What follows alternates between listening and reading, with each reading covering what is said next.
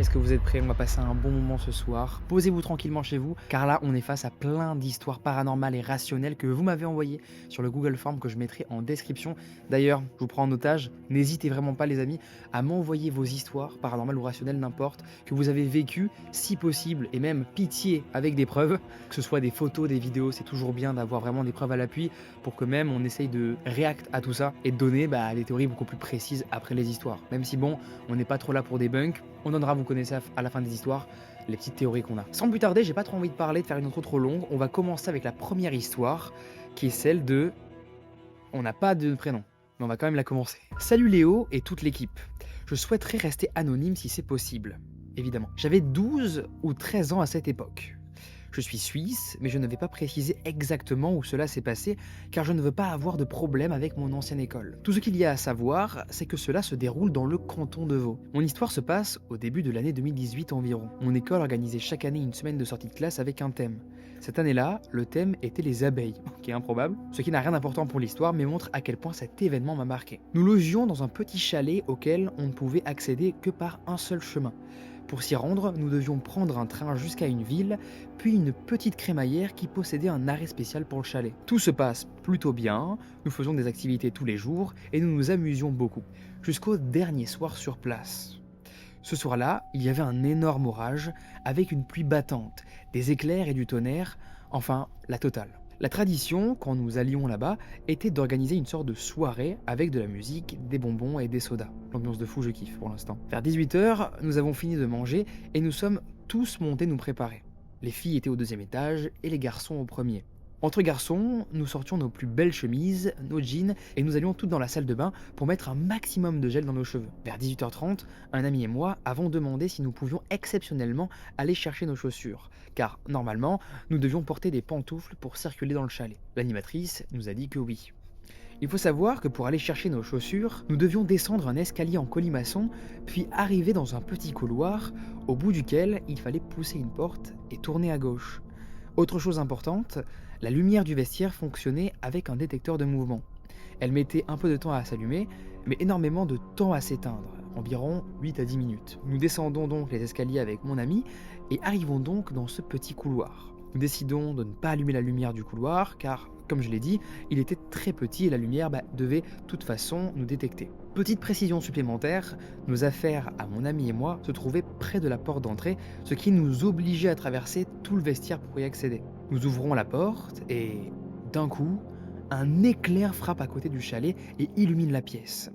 C'est à ce moment-là que nous voyons un homme assis sur un banc du vestiaire, complètement trempé, la tête baissée et immobile.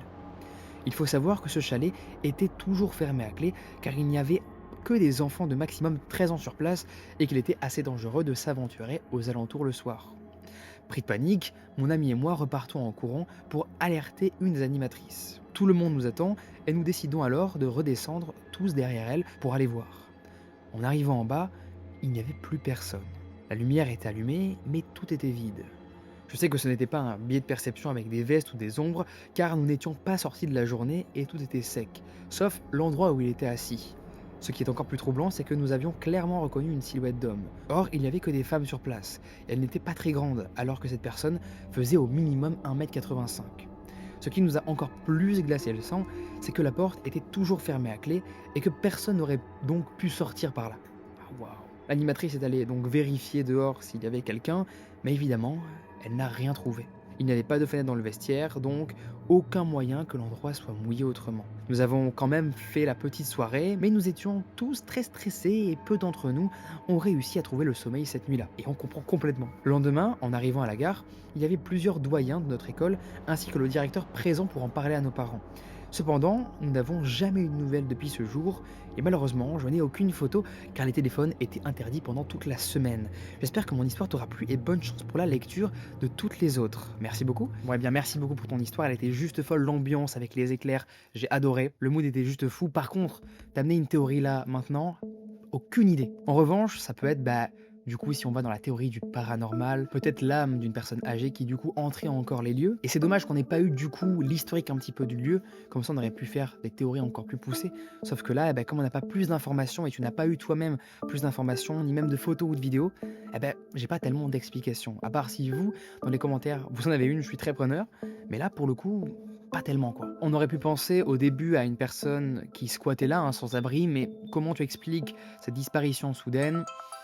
C'est très bizarre. Salut Léo, je te suis depuis environ 2 ans maintenant et j'écoute très souvent tes histoires, surtout le soir, pour m'endormir. J'ai longuement hésité à t'écrire ce message parce que cette histoire, je ne l'ai racontée qu'à très peu de personnes. Ok, trop cool, on a l'exclusivité du coup. Ce n'est pas quelque chose dont je parle facilement. Ce que je vais te raconter est 100% vrai.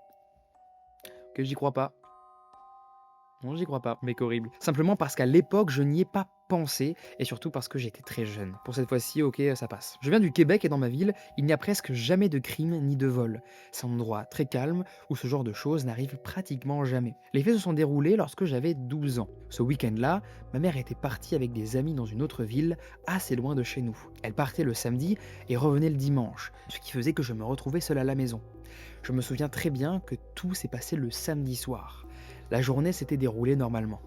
Rien d'étrange et rien d'inquiétant en vrai. J'étais seul, mais j'en avais l'habitude. La maison était calme, presque trop calme.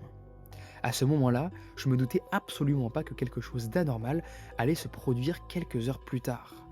Vers 20 heures, je suis monté à l'étage au-dessus de mon salon pour nourrir mon chat. Et en regardant par la fenêtre, j'ai aperçu une voiture entièrement noire avec les vitres teintées. Aucune couleur apparente, aucun détail distinctif. Je ne sais pas s'il y avait quelqu'un à l'intérieur ou non. La voiture était simplement là, immobile. Sur le moment, je ne me suis pas vraiment inquiété. Je me suis dit que ça devait simplement être un ami d'un voisin qui s'était stationné près de chez moi. Environ 30 minutes plus tard, un énorme bruit sourd a résonné dans toute la maison. C'était très violent, sec, comme si quelqu'un venait de se jeter contre ma porte d'entrée ou de la frapper de toutes ses forces. J'ai fait un énorme sursaut. Je suis allé alors voir la porte d'entrée, mais je ne l'ai pas ouverte. J'étais apeuré à ce moment-là, donc j'ai seulement regardé à travers la porte. La voiture noire était toujours là, au même endroit. Taille assez important, ma maison est un jumelé, donc 2 maisons collées. Normalement, si le voisin fait beaucoup de bruit, je l'entends. Cette fois-là, aucun bruit ne venait de chez lui. Ensuite, vers 23h30, j'ai décidé d'aller me coucher, mais j'étais encore stressé. J'ai regardé alors dehors et la voiture était encore là. Mais que fout cette voiture? C'est terrible de rester là comme ça. Je précise qu'elle s'était déplacée, elle n'était plus devant chez moi, mais sur ma place de parking. J'avais très peur, mais j'essayais de rester quand même rationnel. Je suis donc monté au 3e étage, dans ma chambre, et je me suis endormi un peu plus tard. Dans la nuit, vers 2h, 2h30, je sais plus vraiment, j'ai entendu le même bruit sur ma porte, mais encore plus fort. C'était comme si quelqu'un cognait sur la porte patio. Je reste alors dans mon lit, mais les bruits continuaient. Je suis alors descendu, et en m'approchant de la porte, j'entendais des voix à travers celle-ci. Je ne voyais toujours pas s'il y avait quelqu'un, mais je les entendais clairement. Je me suis encore rapproché de la porte et je me suis retrouvé nez à nez avec une personne complètement habillée en noir. Waouh! Selon moi, elle était défoncée et semblait assez désorientée, comme si elle s'était trompée de maison. On aurait dit qu'elle cherchait quelque chose, sans vraiment savoir quoi. Peut-être voulait-elle entrer par erreur, pensant que c'était chez un ami ou qu'elle cherchait simplement un endroit où rester. J'étais terrifié, mais je suis resté calme dans ma tête. À 12 ans, appeler la police m'a semblé être la seule option sûre. Je les ai donc contactés en essayant de garder une voix stable. La personne est restée là, immobile, comme si elle réalisait qu'elle s'était trompée. Quelques minutes plus tard, la police est arrivée, ils l'ont accompagnée chez elle et m'ont rassuré. La personne répétait « Laisse-moi rentrer, mon frère !» comme si elle pensait réellement être chez elle. S'était-elle vraiment trompée de maison ou avait-elle de mauvaises intentions? Je ne saurais sûrement jamais, même si je savais que la situation pouvait être rationnelle, ça a été difficile à vivre. Ce moment m'a vraiment traumatisé, je me rappelle que mon cœur battait très fort, que mes mains tremblaient et que je n'arrivais pas à dormir pendant plusieurs jours. Et on comprend, frérot. J'espère que mon histoire est lisible. Si possible, j'aimerais rester anonyme, sinon tu peux donner mon nom fictif pour que l'histoire soit plus facile à raconter. Elle est courte, mais ce genre de situation peut arriver à n'importe qui. Merci encore et lâche pas, tu es le boss. Merci à toi, tu es aussi la boss ou le boss. Alors là, du coup, on est clairement sur quelque chose d'explicable et c'est littéralement une personne du coup qui était peut-être atteinte d'une maladie mentale et qui s'est pointée chez toi. Mais par contre, très bizarre, cette voiture noire, ça fait directement très peur. En plus, le fait qu'elle se déplace sur ta place de parking, c'est comme si directement le gars, enfin la personne du coup, voulait attaquer ton intimité. Bah du coup, on peut que te souhaiter que cette personne ne revienne plus du tout chez toi. En vrai, t'as eu la bonne réaction ce soir-là, t'as appelé les keufs et tu n'as surtout pas ouvert à ce gars-là. T'as été hyper courageuse du coup ce soir-là, t'avais 12 ans, c'est dingue. Je conseille à toutes les personnes de faire comme la personne qui vient raconter son histoire. On s'enferme et surtout on n'ouvre pas la personne qui toque un peu trop sèchement. Histoire numéro 3. Cette histoire se déroule en 2021. J'avais donc 15 ans. Et avant de raconter ce qu'il s'est passé, il faut que je recontextualise un peu la maison, car les détails ont ici toute leur importance. Lorsque l'on entrait par la porte d'entrée, les escaliers se trouvaient immédiatement sur la gauche. Ils formaient un léger angle et montaient à l'étage. Une fois en haut, sur la gauche, on tombait d'abord sur la chambre de mon petit frère. Juste à côté se trouvait la chambre bleue. Ah, ça me dit un truc, la chambre bleue. Environ 1,5 m plus loin, il y avait la porte de la salle de bain. Sur la droite se situait ma chambre ainsi qu'une petite buanderie attenante. Cette buanderie ne faisait absolument aucun bruit. Il n'y avait aucun électroménager, seulement des draps, des oreillers, des affaires rangées et quelques photos stockées. À cette période, nous nous rapprochons de notre déménagement. Pourtant, même s'il était bien organisé et pas imminent, l'ambiance dans la maison était devenue extrêmement pesante. On se disputait souvent pour un rien. Sur le moment, je mettais cela sur le compte du stress du déménagement. Mais avec le recul, je me rends compte que ce n'était pas seulement ça. Il y avait comme un poids constant, une lourdeur difficile à expliquer, surtout à l'étage. L'atmosphère était très oppressante, presque étouffante. Un soir, vers minuit ou minuit et demi, j'étais dans ma chambre. Je ne dormais pas, je regardais une série avec le son très bas. L'étage n'était pas très grand et les chambres étaient proches les unes des autres, et le moindre bruit s'entendait malgré les portes fermées. Soudain, j'entends un bruit. Je ne savais pas d'où il venait, mais je l'ai immédiatement reconnu. C'était le bruit d'un jouet. Ma mère étant nourrice depuis plus de 10 ans maintenant, je connaissais ses sons par cœur. Plus précisément, c'était celui d'une petite chenille d'éveil remplie de billes en plastique. Quand on la secoue, ou quand elle tombe, il faut savoir que les billes s'entrechoquent et produisent un bruit très distinct. Et c'est exactement ce que j'ai entendu. Un jouet en plastique tombant sur du carrelage.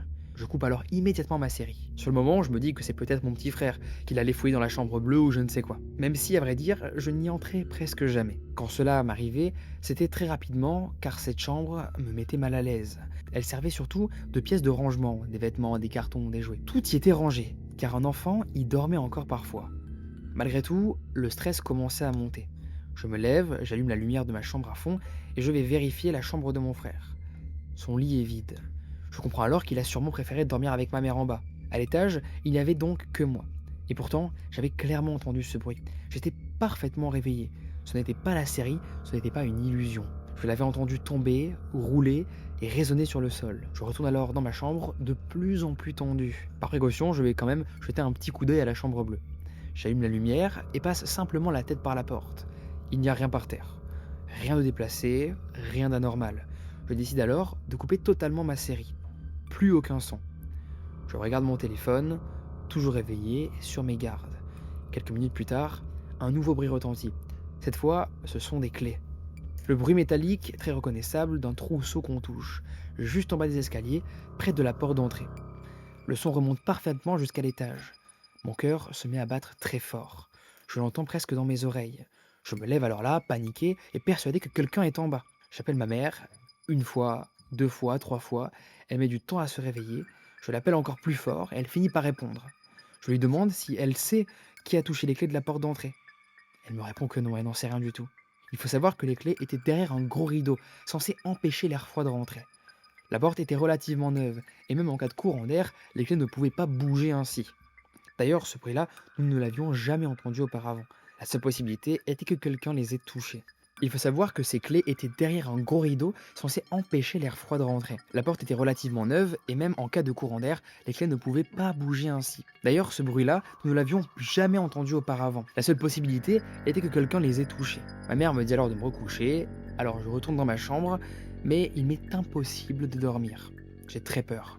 Mon cœur est tendu, mon esprit en alerte. Entre le bruit du jouet et celui des clés, rien de tout cela ne me semblait normal. Et cette sensation oppressante, cette atmosphère lourde, était plus présente que jamais. Je finis par alors m'endormir, non pas parce que je me sentais en sécurité, mais simplement par épuisement. Et c'est la fin de son histoire, ok. Bon bah écoute, merci beaucoup pour ton histoire. Tu parles au début de ton histoire du déménagement, du stress. Est-ce que le stress que tu as vécu pendant cette période-là n'aurait pas du coup un petit peu provoqué ces sensations, ces visions? Est-ce qu'on n'est pas sur des hallucinations un petit peu auditives? Pourquoi pas? Est-ce que tu n'aurais pas mal interprété des sons normaux d'une maison? Est-ce que ton état d'hypervigilance, comme tu étais stressé, même tu avais peur sur le moment, n'aurait pas amplifié ces bruits normaux de ta maison? Pas tellement de théorie du coup les amis par rapport à cette histoire-là. Le paranormal c'est souvent assez dur de théoriser. Pour moi du coup les amis peut-être la fatigue, je suis assez curieux d'avoir vos théories. Alors, histoire numéro 4. Coucou, je m'appelle Anne-Marie, j'ai 38 ans et je me lance pour te raconter l'une de mes dernières histoires qui m'a beaucoup marqué. Cela s'est passé il y a maintenant 3 ans. Pour résumer rapidement ma vie, j'ai toujours baigné dans le paranormal. Petite, je faisais énormément de rêves prémonitoires. Je voyais beaucoup de choses se déplacer chez moi, je ressentais des présences, des frissons et j'avais même des flashs de choses qui allaient se produire.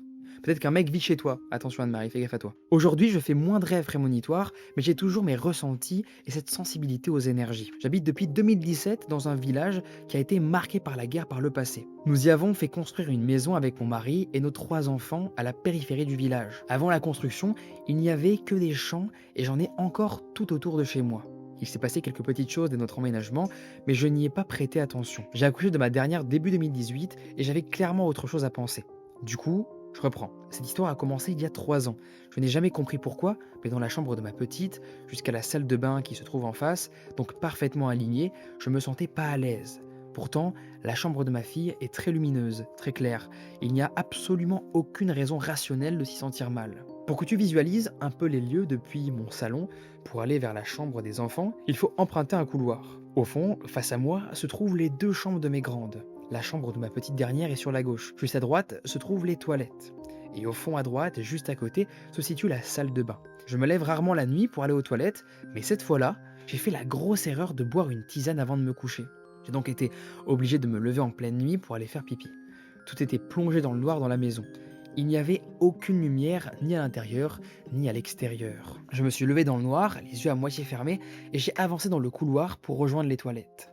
Lorsque j'ai ouvert la porte des toilettes, j'ai ouvert les yeux. Et là, j'ai vu quelque chose que je ne pensais jamais voir dans mes toilettes. J'ai vu un homme. Je distinguais parfaitement le contour de son corps, mais pas les détails de son visage. Il avait des cheveux courts et portait un manteau qui semblait dater des années 80. Il avait des mains dans les poches et on voyait bien la forme de ses coudes sur les côtés. Il y avait quelque chose de profondément étrange. Il était à moitié dans le sol et dans le mur. Je ne voyais que la partie supérieure de son buste, avec ses mains dans les poches. Au moment où je l'ai vu, j'ai ressenti instantanément qu'il ne savait pas ce qu'il faisait là. C'est comme s'il était perdu. Tout s'est passé en quelques secondes, mais ça m'a profondément marqué. J'ai refermé la porte immédiatement et j'ai couru dans la cuisine pour allumer la lumière. Mon cœur battait à 100 à l'heure. Je ne m'attendais absolument pas à voir ça dans mes toilettes, en pleine nuit surtout. J'ai attendu un long moment le temps de me calmer, puis je suis allé chercher mon téléphone pour regarder l'heure. Il était entre 2h30 et 3h du matin. À un moment donné, il fallait vraiment que j'aille aux toilettes. J'ai pris alors mon courage à 2 mains et j'y suis retourné en allumant la lumière directement. Il n'était plus là. Ok, waouh. J'ai mis quelques jours avant d'en parler à mon mari car ça m'a travaillé énormément. Mais il a pris ça à la rigolade car il est très cartésien et n'y croit pas du tout. Dans les semaines qui ont suivi, je me sentais tous les jours très mal à l'aise dans ma salle de bain. C'était particulièrement intense dans un coin précis de ma douche. J'ai du carrelage en marbre noir sur les murs et un sol blanc. Je me dépêchais toujours de sortir de cette pièce le plus vite possible, jusqu'au jour où je prenais ma douche.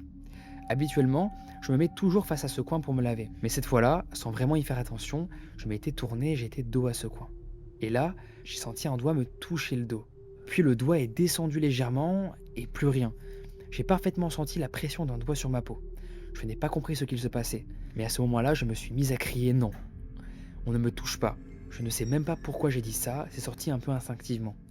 Je tremblais comme une feuille sous la douche, choqué par ce qui venait de se produire. Et lorsque je prenais ma douche, je n'ai jamais compris pourquoi, mais dans ce coin précis, il n'y avait jamais de buée. Il faisait vraiment très noir à cet endroit. On ne voyait rien à travers, contrairement aux autres côtés. La buée se formait partout sur le carrelage, sauf à cet endroit précis.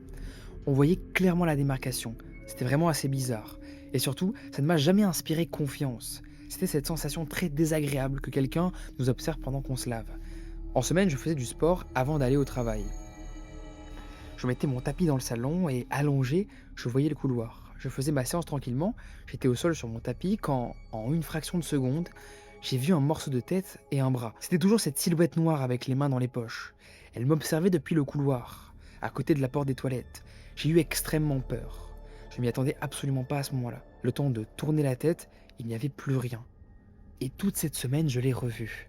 Toujours au bout de mon couloir, du côté des toilettes.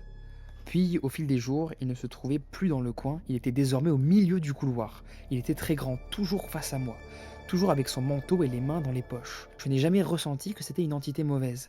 J'ai plutôt eu l'impression qu'il avait compris que je le voyais, comme s'il cherchait à communiquer ou à attirer mon attention.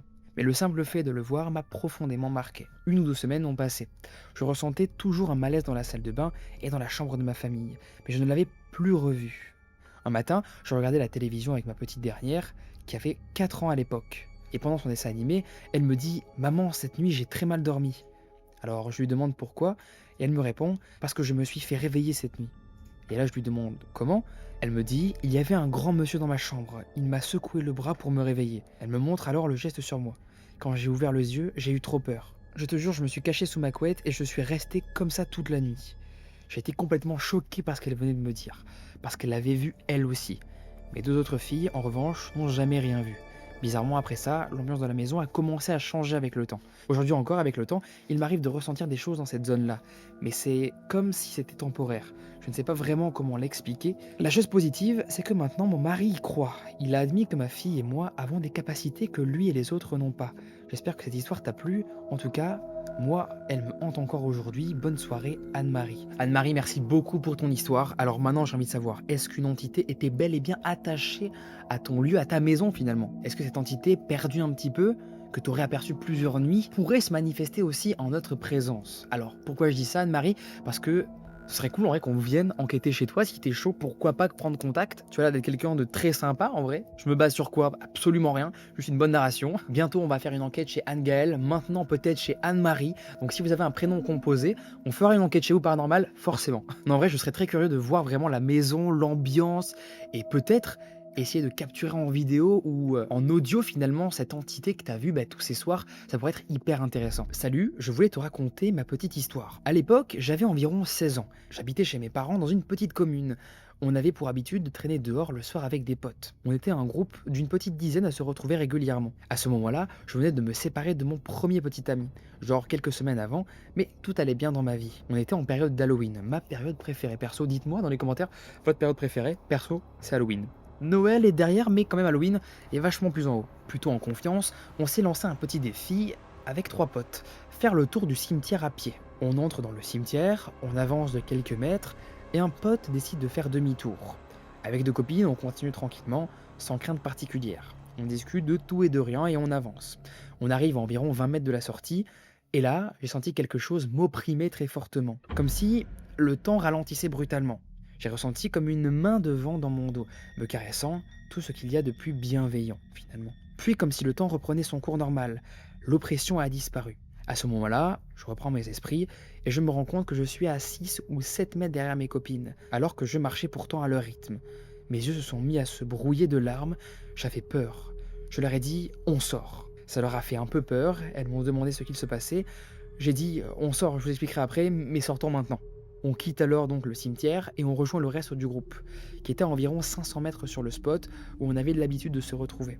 Dans ce groupe qu'on rejoint, il y avait mon ex-petit ami, celui dont je venais de me séparer. Je vous raconte alors ce qu'il m'est arrivé, les yeux encore pleins de larmes, parce que j'avais eu vraiment peur. Et là, mon ex me dit qu'à cet endroit précis du cimetière est enterré son père, décédé quand il était jeune.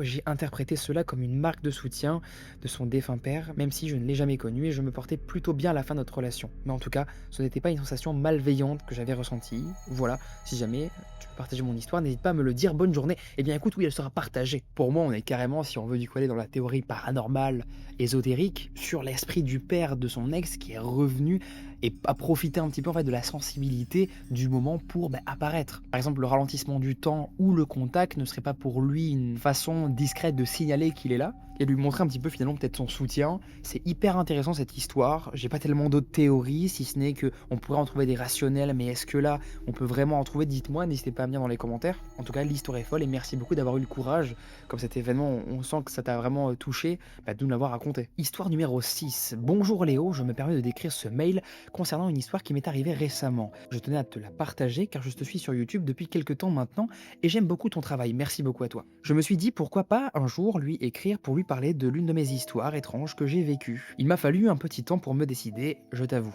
Je suis très timide et j'ai beaucoup de mal à me lancer. Bah bravo déjà pour ce lancement, c'est déjà très courageux. Mais si je t'écris aujourd'hui, c'est que j'ai enfin trouvé le courage. J'espère que ça ne te dérange pas et que mon expérience pourra te laisser une petite trace dans l'esprit. Eh bien écoute, on va lire ça ensemble maintenant avec tout le monde. Mon histoire commence par un détail tout bête, sans grande importance. J'ai récemment eu un téléphone de la part de mes parents, car mon ancien a malheureusement eu un problème. Pour me faire plaisir, ils ont repris alors exactement le même modèle, un Xiaomi 15 Pro. Cela faisait seulement quelques jours que je l'avais reçu. Au début, rien de particulier ne s'est produit. Puis, sur un coup de tête, j'ai décidé de changer mes fonds d'écran, celui de verrouillage et celui d'écran. Je me rends donc dans mon application de photos pour faire le changement. Et petit détail important, je suis maman de 2 enfants, un garçon de 6 ans et une petite fille de 10 mois. Je suis également en couple avec mon compagnon depuis 3 ans. Je souhaitais donc trouver une photo de mes 2 enfants et une photo avec mon compagnon pour les mettre en fond d'écran. Je ne fais pas attention aux autres photos et voyant directement celle que je cherchais, je clique dessus et fais les manipulations nécessaires pour les définir comme fond d'écran. Je n'ai pas prêté attention aux autres photos présentes dans la galerie. Ok, bizarre, étrange, qu'est-ce qu'il y a dans cette galerie, bordel? Une fois cela fait, je fais glisser mon doigt pour revenir sur la page principale de ma galerie photo. À ce moment-là, quelque chose d'étrange m'interpelle. Je vois des photos de mon compagnon en train de dormir.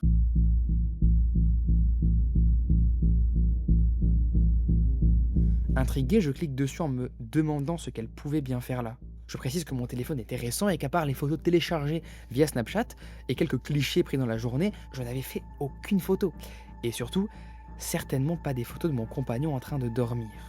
J'ouvre alors donc les photos, et premier détail que je constate, ces photos ont été prises le matin même, le 16 décembre, pour être précise, à 4h56. Je ne les ai remarquées qu'à 19h. Le soir au moment où j'ai décidé de changer mes fonds d'écran. Ce qui me trouble énormément dans cette histoire, c'est que je ne comprends pas comment ces photos ont pu être prises. À cette heure-là, mon fils ainsi que mon compagnon dormaient à point fermé. Ce sont d'ailleurs eux que l'on voit sur les photos. Ma petite fille de 10 mois dormait entre mon compagnon et moi. Sincèrement, je ne vois pas comment un bébé de 10 mois aurait pu prendre des photos. Elles sont bien trop précises pour que ce soit un accident ou un bug de téléphone. Et le pire, c'est que je ne me souviens absolument pas les avoir prises non plus. Surtout qu'à cette heure-là, j'étais déjà endormi. J'ai d'abord pensé à une mauvaise blague de mes frères, étant donné que je suis en séjour chez ma maman. Mais c'est impossible car ils dorment à l'étage et moi dans le salon.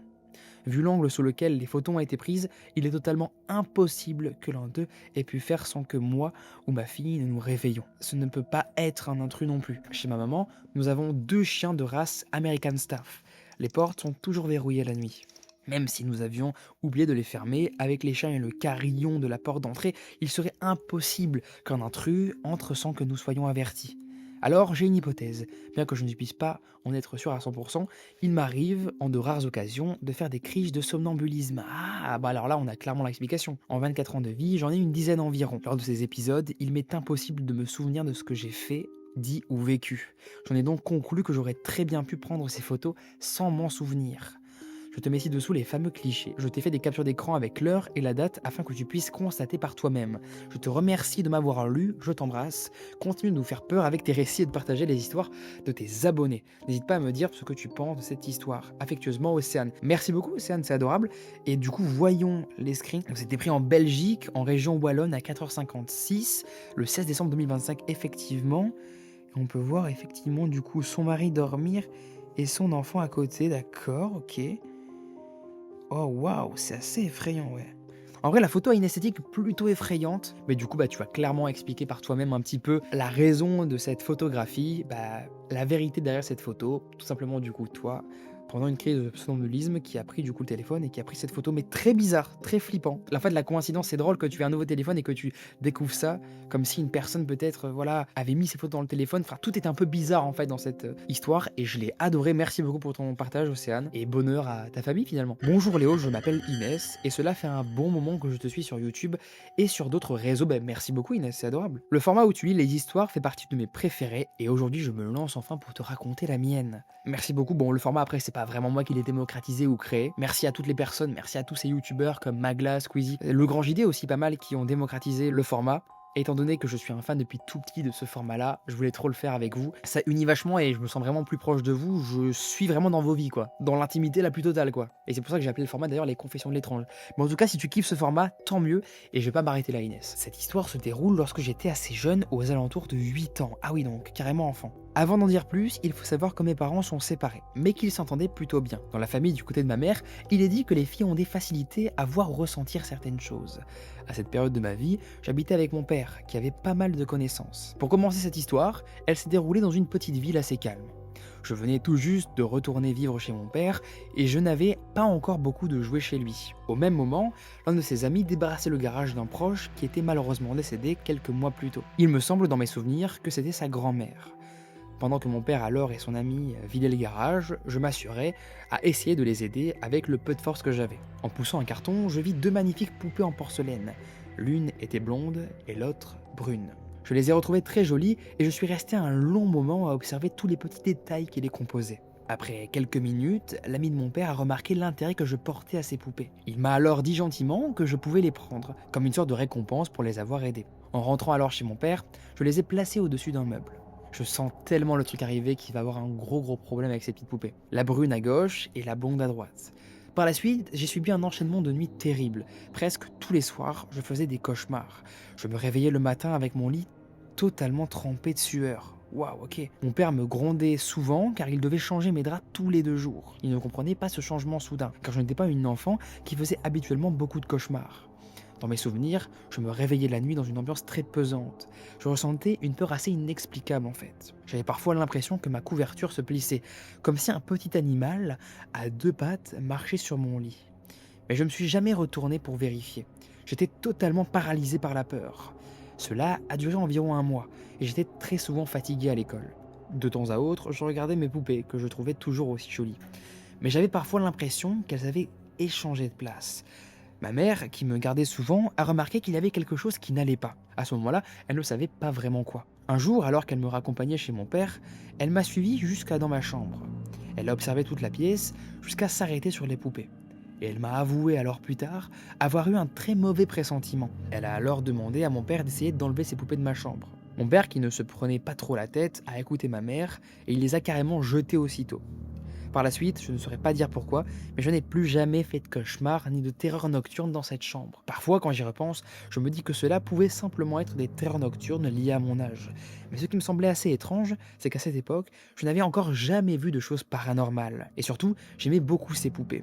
Je me suis aussi longtemps demandé comment ma mère avait deviné, sans même les voir auparavant, que le problème venait de là. Malheureusement, par la suite, cela m'a développé une peur des poupées de ce genre, logique, on comprend tous ici. À cette période de ma vie, je vivais pas mal de choses étranges, des choses pour lesquelles je n'avais pas vraiment d'explication, mais avec l'âge, ces phénomènes se sont un petit peu calmés, mais de temps à autre, je ressens encore certaines énergies. Plusieurs personnes m'ont expliqué que si je les ressentais moins aujourd'hui, c'est peut-être parce que j'ai refermé, par la peur, la porte qui me permettait de les recevoir. Inès, quelle idée d'amener des poupées extrêmement flippantes dans ta chambre en plus de ça? Non, parce que là on est clairement sur une énergie attachée aux poupées qui a sûrement dû perturber de fou l'espace de ta chambre, créant alors d'après moi une atmosphère hyper lourde et oppressante. Et est-ce que du coup cette présence, comme ça se passait souvent la nuit, ces événements, ne serait pas présentée à ce moment-là et aurait provoqué du coup toutes ces peurs que t'avais, ces cauchemars et cette sensation un petit peu de ralentissement, comme si le corps et le temps ne répondaient plus normalement quoi. Théorie un petit peu irait avec le fait que t'aies retiré tes poupées, faisant du coup disparaître directement l'influence des ondes négatives de ces putains de poupées. Bah écoute, merci beaucoup pour nous avoir partagé Inès tes phénomènes paranormaux. Aucune envie d'acheter là prochainement des poupées pour mon décor. J'y pensais mais j'y pense plus. Bonjour Léo et aux abonnés. Ah ça c'est très respectueux, merci beaucoup à toi. Je prends le temps de vous écrire pour raconter une histoire qui n'est pas directement arrivée à moi mais à ma maman. On l'embrasse très fort. Pour mettre un peu de contexte, ma famille et moi avons toujours eu un lien particulier avec le monde du paranormal. Des apparitions, des bruits de pas, des murmures, ou même des conversations complètes qui semblaient venir de nulle part.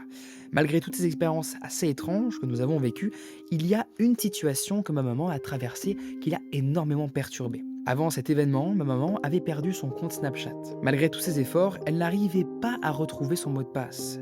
Elle m'a donc demandé si je voulais bien lui prêter mes codes pour qu'elle puisse utiliser mon compte en attendant de récupérer le sien. À ce moment-là, je n'utilisais pas beaucoup Snapchat, donc je n'y ai pas vu le problème et je lui ai donné mes codes. Et donc pendant quelques semaines, elle utilisait de temps en temps mon compte. Ouh, je sens qu'il va y avoir un problème là, avec une photo, un fantôme derrière, j'ai peur de ça. Un jour, elle a pris un selfie pour juste passer le temps, elle avait mis un filtre de nonne sur la photo, et après avoir pris le selfie, elle a décidé de regarder la photo, et là, quelque chose de bizarre apparaît dans le coin gauche de l'image. Un visage. Ce que je n'ai pas précisé tout de suite, c'est que quelques jours ou semaines avant, je ne me souviens plus exactement, ma maman avait appris le décès d'une amie proche à cause d'une maladie, un cancer. Quelques semaines après cette nouvelle, ce visage est apparu sur le selfie. Cela nous a toutes les deux beaucoup perturbées, car ma maman m'a montré la photo et ce visage ressemblait beaucoup à celui de sa défunte amie. Je ne sais pas ce que tu en penses, ni si toi ou la personne qui te regarde pouvait avoir une explication, mais je suis preneuse. J'ai déjà pensé à un bug car Snapchat avait rencontré pas mal de problèmes techniques pendant un moment. Mais là, je t'avoue que je reste perplexe face à cet événement. Je te joins la photo. Pourrais-tu juste flouter ou cacher le visage de ma maman? Évidemment, car je ne veux pas qu'elle soit montrée. Merci beaucoup. Je te joins également la photo de l'ami de ma maman pour que tu puisses comparer, mais je te demanderai de la garder pour toi, par respect pour l'intimité des proches de cette dame. Merci pour ta compréhension. Bien à toi, Océane. J'ai juste une hâte, c'est de voir la photo. Oh waouh, ok, très spécial. Bah alors, étant donné qu'on est sur un filtre Snapchat, on dirait en fait que le filtre s'est un peu dédoublé, qu'il y a eu une sorte de bug. Je verrais que cette explication, si on irait directement vers du rationnel. Mais après, si on va dans le paranormal, est-ce qu'on ne serait pas du coup sur ta maman qui est très proche de la personne décédée malheureusement d'un cancer sur cette photo? On dirait un peu un Teletubbies, vous voyez ce que je veux dire? Ou une sorte de poupée en porcelaine sans cheveux. C'est très spécial. J'attends de vos avis dans les commentaires, les amis, mais moi j'ai pas plus d'explications, si ce n'est que là, je pense qu'on est sur un bug et un dédoublement de filtre. Dites-moi ce que vous en pensez. Coucou, j'espère que tu vas bien. Je t'écris aujourd'hui pour te raconter une histoire que j'ai besoin de partager. Carrément, c'est un besoin, donc t'inquiète, on t'écoute et on va après essayer de voir si on a des explications. Il s'agit d'une expérience paranormale. Aujourd'hui, on a beaucoup de paranormal, peu de rationnel, une seule carrément. C'est tout aussi bien en vrai. J'aime beaucoup les paranormales, mais n'hésitez pas, voilà, si des personnes ont vécu des histoires aussi bizarres avec des êtres humains, des rencontres bizarres, des paranormales mais assez différentes, n'hésitez pas à me les partager, je répète, dans le Google Form que je vous mettrai du coup en description. Il s'agit donc d'une expérience paranormale pour laquelle nous n'avons jamais trouvé d'explication rationnelle. Pour poser le contexte, j'ai emménagé il y a environ 6 ans dans une maison assez particulière. À l'origine, c'était un immeuble que nous avons racheté pour le transformer en maison. Les travaux étaient importants et encore aujourd'hui, tout n'est pas totalement terminé. La maison comporte 4 niveaux ainsi qu'un sous-sol. Au premier étage se trouve la cuisine et le salon. Au deuxième étage, il y a ma chambre, celle de mon frère et celle de mes parents. Le dernier étage correspond au grenier, destiné à devenir une future chambre parentale. Tout a commencé pendant les travaux dans le jardin. Le terrain était en pente et nous devions creuser afin de le remettre à niveau. En creusant, ma mère a découvert des os. Au départ, nous pensions qu'il s'agissait d'os d'animaux, mais après avoir parlé à notre entourage, il s'est avéré qu'il s'agissait de fémurs humains. Ok, déjà l'ambiance est posée directement.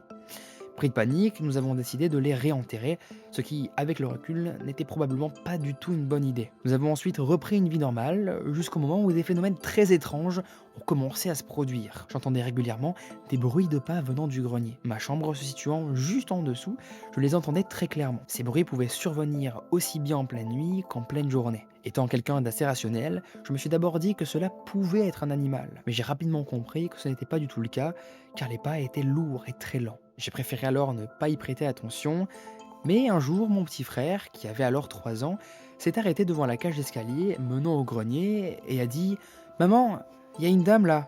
En regardant l'escalier, il n'y avait pourtant absolument rien. Nous avons alors décidé de ne pas en parler à mon beau-père, car il déteste tout ce qui touche au paranormal. Pourtant, quelques temps plus tard, alors que nous mangions tous ensemble, il nous a fait une confidence troublante.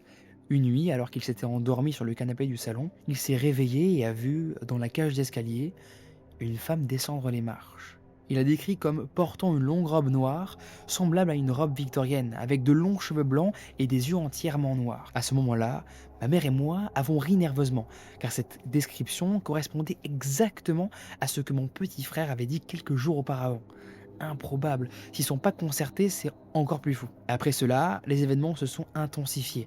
Le réveil de mon beau-père se mettait à sonner tout seul, même sans pile. J'ai des vidéos carrément pour le prouver. Il sonnait à n'importe quelle heure. L'après-midi, le soir ou en pleine nuit. Même lorsqu'on le jetait par terre, il recommençait à sonner. Un autre événement nous a particulièrement marqué. En entrant de vacances, nous avons découvert des pierres précieuses placées dans les coins de tous nos meubles. Hein? Quoi, comme des pierres de protection? Pourtant, personne dans la maison n'en possédait et personne n'était entré chez nous pendant notre absence. Bizarre. Là encore, aucune explication.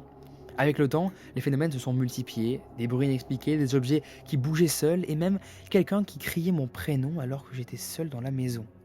Dans les vidéos que j'envoie, on peut voir 3 événements qui sont produits. J'étais âgé de 13 ans à ce moment-là, c'était en 2021, et j'étais à chaque fois seul chez moi. Le premier montre le réveil qui s'allume tout seul. Le deuxième montre ma lumière qui s'éteint toute seule.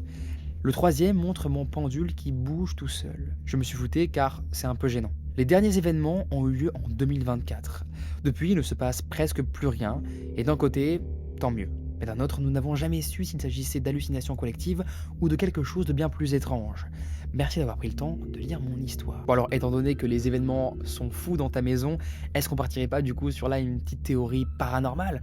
La découverte des os humains, est-ce que ça aurait pas un petit peu réveillé une présence chez toi? Est-ce que le fait d'avoir enterré finalement ces ossements n'aurait pas déclenché encore plus de manifestations? En plus, si je dis pas de bêtises, vous l'avez fait sans rituel. Est-ce qu'en réenterrant les os sans le signaler ni les faire retirer correctement, vous n'avez pas déclenché peut-être la présence associée au lieu, du coup ce qu'il aurait réveillé? Est-ce qu'elle n'aurait pas cherché du coup à se manifester pour être connue, d'où ces lumières qui s'éteignent, ce réveil qui s'actionne, et comme ce pendule, comme on le voit sur ta vidéo, qui bouge littéralement? Je vous mettrai d'ailleurs la vidéo maintenant. Bizarre.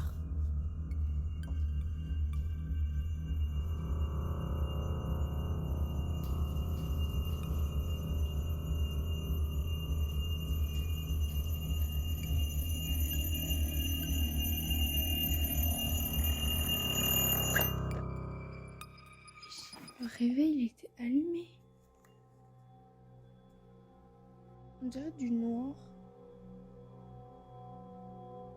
Mais on m'explique pourquoi mon pendule a commencé à bouger tout seul. Est-ce que du coup on est sur des tentatives de communication ou par exemple pour le pendule un simple courant d'air, un bug pour le réveil et un bug encore une fois électrique pour les lumières? J'en ai pas la moindre idée, si ce n'est que peut-être vous pourrez répondre à toutes ces réponses, à ces questions. C'est drôle parce que maintenant les amis, je vous considère comme des enquêteurs maintenant. En tout cas j'espère que vous aurez apprécié les histoires d'aujourd'hui. On n'a pas vraiment essayé de débunk, c'est pas le but de ce genre de format. Je le fais des fois mais c'est vraiment très maladroit. J'espère que j'aurais pas blessé de personne dans les précédents épisodes. C'est vrai que j'essayais de débunk souvent les histoires paranormales, mais quand on est sur des témoignages comme ça, c'est dur souvent de donner des théories, que ce soit des rationnelles ou des paranormales. N'hésitez pas du coup à remplir le formulaire si vous avez vécu une histoire particulière, paranormale ou flippante avec un être humain. Et n'hésitez pas à mettre des photos à l'appui, c'est beaucoup mieux, je le répète. N'hésitez pas à me dire des propositions pour peut-être améliorer ce format-là. Je voulais de base faire ça avec un invité, mais bon, vraiment flip and gossip, le concept. Le bureau des lettres oubliées carrément aussi. Mais c'est vrai que c'est des formats qui sont beaucoup plus cool avec des invités, comme j'ai pu faire avec Gilles récemment. Bon là, c'était assez spécial entre guillemets. Mais c'est cool de faire ça avec des guests parce qu'en fait, il y a un vrai débat. Je sais pas trop quoi en penser. Dites-moi votre ressenti si vous préférez qu'on soit juste vous et moi ou avec un invité. Ça pourrait être bien aussi avec lui de débattre un petit peu voilà sur vos histoires. En tout cas, j'ai pris un réel plaisir à lire vos histoires. Continuez à nous envoyer. Nous, vraiment, on en raffole de fou sur la chaîne. J'espère que vous raffolez toujours autant des histoires paranormales. J'essaie vraiment de varier de fou les formats. Bientôt, je vais essayer de faire des enquêtes paranormales. Dites-moi d'ailleurs en commentaire votre préféré format de la chaîne. Comme ça, j'irai voir un petit peu lui qui revient le plus pour essayer d'en faire plus. Merci les amis d'avoir suivi cette vidéo. Je vous embrasse très fort. Passez une bonne nuit ou du moins essayez. C'était Léo. Et à plus.